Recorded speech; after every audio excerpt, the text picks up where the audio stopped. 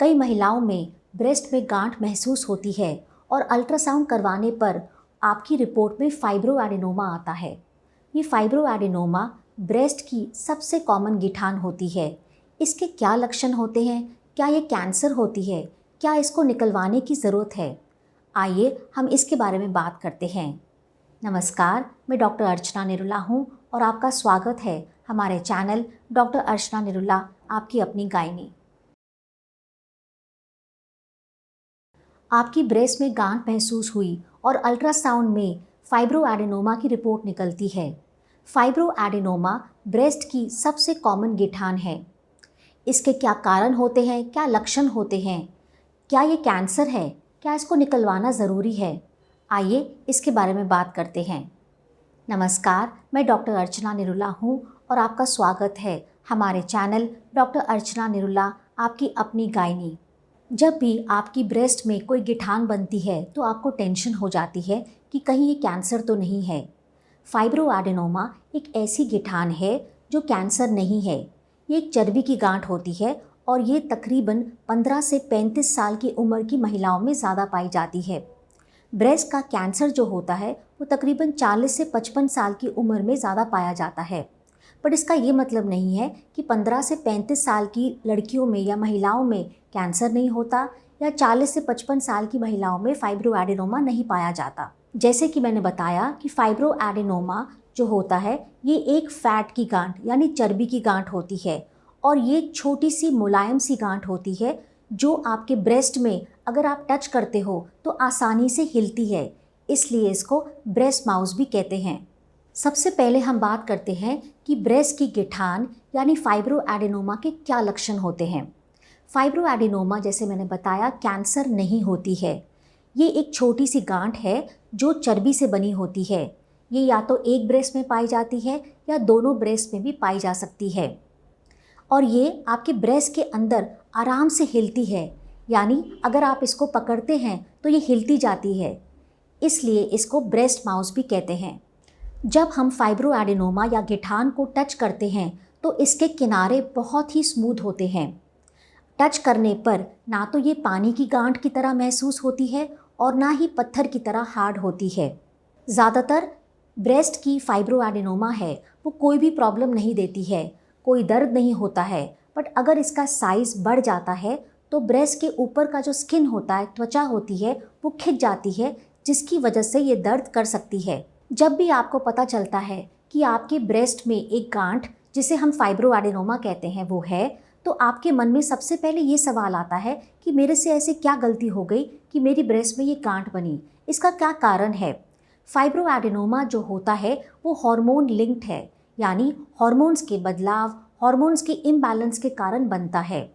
देखा गया है कि अगर आपके ब्रेस्ट में कोई गिठान होती है और आप प्रेग्नेंट होती हैं तो इसका साइज़ बढ़ सकता है और जब आपकी उम्र 45 से 50 के बीच में होती है, आपके महीने रुकने वाले होते हैं, तब आपकी ब्रेस्ट की जो गांठ है वो श्रिंक हो जाती है और उसका साइज़ कम हो जाता है। इसलिए अनुमान लगाया गया है कि जो ब्रेस्ट की गांठ है ये हार्मोन लिंक्ड है। इससे भी हमें लगता है कि ये हार्मोन लिंक्ड है। कई बारी महिलाएं जो होती हैं लंबे समय तक यानी 15 से 20 साल तक गर्भ निरोधक गोलियां लगातार लेती हैं। क्योंकि ये गर्भ निरोधक गोलियों में हार्मोन होता है तो इन महिलाओं में भी कई बारी फाइब्रोएडेनोमा पाया जाता है। अब हम बात करेंगे कि अगर आपको अपनी ब्रेस्ट में कोई गिठान महसूस होती है तो कैसे पता लगाया जाए कि ये कौन सी गिठान है। बट इससे पहले अगर आपने हमारा चैनल सब्सक्राइब नहीं किया है तो ज़रूर करिए, बेल आइकन दबाइए ताकि हमारे चैनल द्वारा बनाए गए नए नए वीडियोज़ की नोटिफिकेशन आपको सबसे पहले मिले। अगर आपको ब्रेस्ट में गिठान महसूस हो रही है तो तुरंत अपने डॉक्टर की सलाह लीजिए। डॉक्टर आपका टेस्ट करवाएंगे। अगर आपकी उम्र 20 से 40 साल के बीच में है तो आपका अल्ट्रासाउंड किया जाएगा ब्रेस्ट का, और अगर आपकी उम्र 40 के ऊपर है तो आपका मैमोग्राफी टेस्ट करवाया जाएगा। टेस्ट की रिपोर्ट में बिरियार्ड्स तरह की एक कैटेगरी लिखी जाती है। फाइब्रोएडेनोमा बिरियार्ड्स 3 होता है। FNAC यानी फाइन नीडल एस्पिरेशन साइटोलॉजी भी एक टेस्ट किया जाता है। ये छोटी गांठों के लिए किया जाता है। इसमें एक नीडल आपकी गांठ के अंदर डाली जाती है और अंदर का पदार्थ या पानी निकाल कर लैब में भेजा जाता है, जिसके माध्यम से ये जांच की जाती है कि ये गांठ कौन सी है। ज़्यादातर फाइब्रो एडेनोमा का कोई इलाज नहीं किया जाता और डॉक्टर आपको वेट एंड वॉच करने के लिए कहते हैं। आपको हर 3 से 6 महीने तक अपनी गिठान को डॉक्टर से चेक ज़रूर करवाना चाहिए।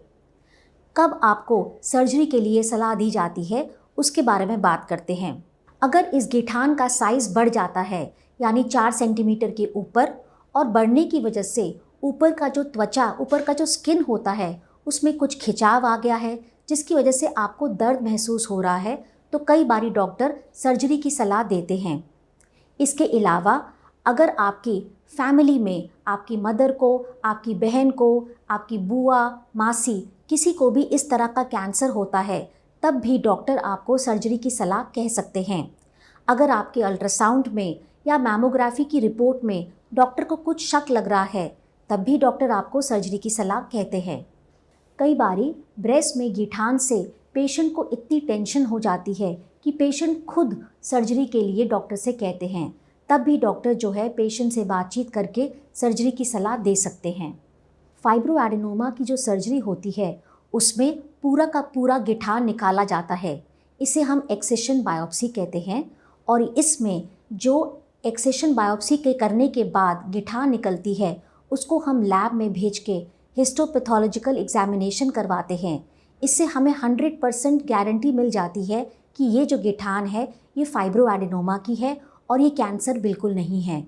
आखिर में मैं कहना चाहती हूँ कि सबसे ज़्यादा ज़रूरी है कि हर महिला को अपने ब्रेस्ट की खुद जांच करनी चाहिए। ये ब्रेस्ट की जांच से क्या फ़ायदा होता है? अगर आप निरंतर अपने ब्रेस्ट का एग्जामिनेशन करते रहते हैं, अपने ब्रेस्ट की जांच करते रहते हैं, तो छोटी सी भी गांठ अगर आपको महसूस होती है तो आप डॉक्टरी सलाह ले सकते हैं।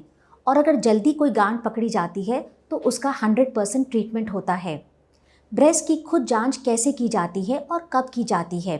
अगर आपकी उम्र 15 से 40 साल के बीच में है और आपको हर महीने महीना आता है, तो महीना ख़त्म होने के 7वें-8वें दिन आप अपनी जांच कर लें। और अगर आपके पीरियड्स बंद हो गए हैं तो आप हर महीने की पहली तारीख में अपने ब्रेस्ट का स्वयं चेक करें। इसको करने के लिए आपको अपने बीच की 3 उंगलियों का इस्तेमाल करना है।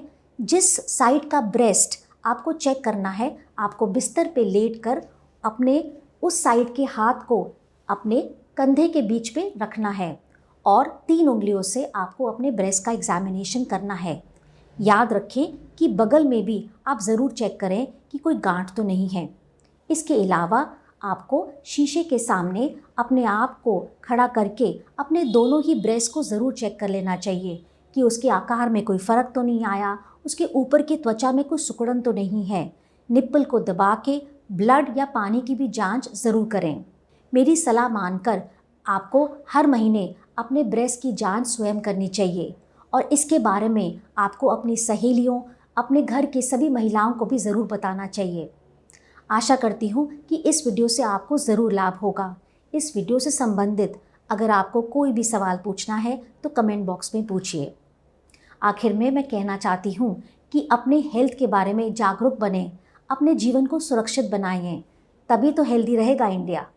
नमस्कार।